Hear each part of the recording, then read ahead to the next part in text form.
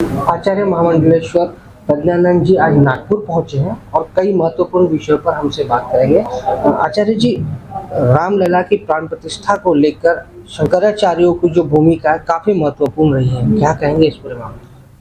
शंकराचार्य का पद हमारे यहाँ का सबसे बड़ा महत्वपूर्ण पद है।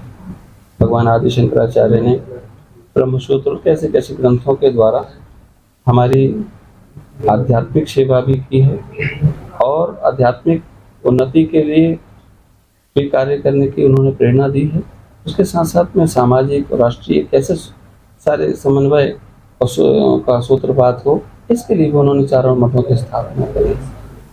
इसमें अभी राम जन्मभूमि के संदर्भ में आपने चर्चा की, तो पूरी पीठ के जो शंकराचार्य महाभाग हैं वो उनकी बात प्रमाणिक है, उनकी बात को कोई काट नहीं सकता।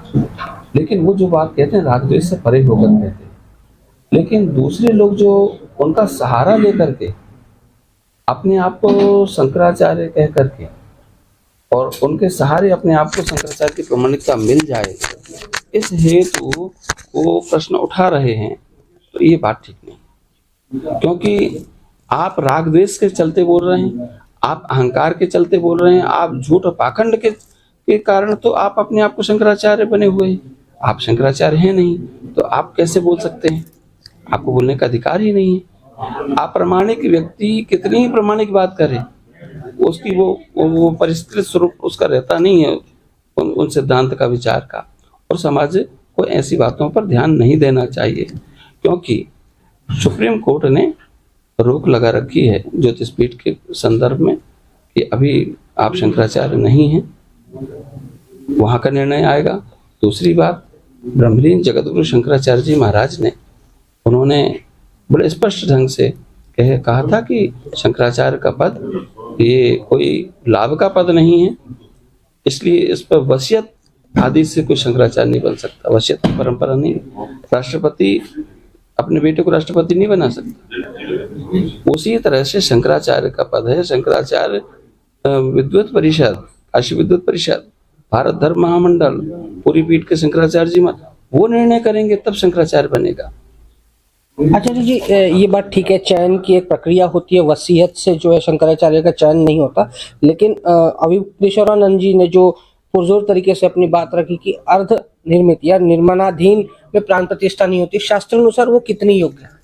देखिए, हमने पहले ही कह दिया इस विषय में, अप्रामाणिक व्यक्ति कितनी ही प्रामाणिक बात करे, यदि वो राग द्वेष से भर करके कोई बात बोल रहा है तो उसके कहे जाने पर ही संदेह होता है, उस बात की महत्वता नहीं दी जा सकती है ना। बात तो ये है। गुरु जी, इसमें एक और बेहद गंभीर आरोप लगा है कि गुरु की देह रखी है और पट्टाभिषेक हुआ, ये क्या मामला है?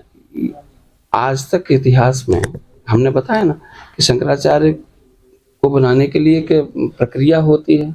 भारत धर्म महामंडल, काशी विद्वत परिषद और शंकराचार्य मिलकर के करते हैं। शंकराचार्य पट्टाभिषेक में भाग लेते हैं, स्वयं अभिषेक करते हैं, लेकिन वहाँ पर कोई शंकराचार्य नहीं, शरीर सामने रखा है गुरु का। गुरु जी को समाधि देने का लिए वो हैं, सारे जितने भी अनुयायी हैं, भक्त हैं, सब परेशान हो रहे हैं। अपने गुरु को गुरु तो तत्व है, वो तो जाता नहीं है, लेकिन एक स्वरूप से विमुख होने का तो एक कष्ट होता ही होता है। लेकिन ऐसे समय पर आप जो अपना जो दायित्व, मूल दायित्व है कि उनको अच्छे से अच्छे तरीके से समाधि दी जाए, अच्छे से अच्छे तरीके से उनके संस्कार किए जाएं, उस समाधि संस्कार को भूल करके आप अपने संस्कार में वो हो गए, अपनी व्यवस्था में लग गए कि लड़ाई झगड़ा अंदर क्या हो रहा है, लेन देन की बात चल रही, कौन सी जगह कौन लेगा, कौन सी जगह में कौन होगा। तो ये सामान्य गृहस्थी भी 13 दिन इंतजार करता है। ऐसी कौन सी जल्दबाजी थी जिसके चलते आपने इस तरह से का वो किया? भाई सीधी सी बात तो ये है कि 2017 की ये वसीयत दिखा रहे हैं। 2020 में जब इन लोगों ने अपने आप को शंकराचार्य उत्तराधिकारी घोषित कर दिया था, अब मुक्तेश्वरानंद जी महाराज जी ने ज्योतिषपीठ में जाकर के और सदानंद जी ने यहाँ पर, तो प्रेस नोट के माध्यम से जो हमने आपको उपलब्ध कराया है, उन्होंने स्पष्ट कर दिया कि हमने कोई उत्तराधिकारी अपना नियुक्त नहीं किया है, ना हमने कोई शंकराचार्य वो किया है। हम स्वयं उनका संचालन कर रहे हैं। ये बात उन्होंने बड़े स्पष्ट है। आचार्य, जैसे कि आपने बताया कि 13 तारीख को सुप्रीम कोर्ट ने जो इन दोनों शंकराचार्य पर रोक लगाई, उसके बाद अब सनातन में इनका कितना महत्व रह जाएगा और आने वाले कुंभ और धार्मिक अनुष्ठानों में इनको स्थान कितना मिलेगा? भाई, हमारे यहाँ संतों का तो सदा आदर है। संत के रूप में, महात्मा के रूप में उनका सदैव आदर है और उस रूप में तो उनको आदर मिलना भी चाहिए। लेकिन आचार्य का पद, शंकराचार्य का पद बहुत माननीय पद होता है। उस पद में जब तक प्रामाणिकता से प्रतिष्ठित न किया जाए तो हम प्रार्थना करते हैं कि इस तरह का दुष्प्रचार ना हो, क्योंकि समाज में इससे गलत संदेश जाता है। कई तरह के प्रश्न धर्म के पक्ष में लोग लगाने लगते हैं। समाज में और ज्यादा सनातन का प्रभाव बढ़े, समाज का मन जो है निर्मल हो, उसके लिए और संतों द्वारा क्या लगता है आपको किया जाना चाहिए? धर्म ही तो एक ऐसा है जो दृष्टि देता है, अधर्म तो अंध बनाता है। तो धर्म से लोग जुड़ जाएं। धार्यति धारणा इति धर्म, पवित्र धारणा, इसको धारण किया जाए। तो कहाँ धारण किया जाए? हृदय में धारण किया जाए। हृदय में क्या धारण किया जाए? वेदों के सिद्धांतों को धारण किया जाए, विचारों को धारण किया जाए, जो लोक कल्याणकारी हैं, मंगलकारी हैं, जो जीवन का परिष्कार करते हैं, जो जीवन को उद्भाषित करते हैं, जीवन में चरित्र निर्माण का कार्य हमें उन्हीं सब सूत्र सिद्धांतों से होता है।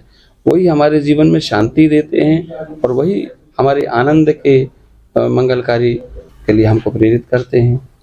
साफ तौर पर हमने देखा, ये थे तो आचार्य महामंडलेश्वर प्रज्ञानंद जी, जो साफ तौर पर कहा कि सामाजिक उन्नति के योगदान में संतों का पूरी तरह से योगदान है, बशर्ते उनका जो चयन योग्य रीति से जरूर किया गया हो। कमल हुसैन मिलन के साथ नरेंद्रपुरी, न्यूज़ 24 नागपुर। नमस्कार, मैं हूं मानक गुप्ता। अगर आपको हमारा ये वीडियो पसंद आया हो तो इसे लाइक और शेयर जरूर करें और हाँ, हमें सब्सक्राइब और फॉलो करना ना भूलें ताकि आप देश और दुनिया की कोई खबर मिस ना करें। तो जुड़े रहिए हमारे साथ और देखते रहिए न्यूज़ 24।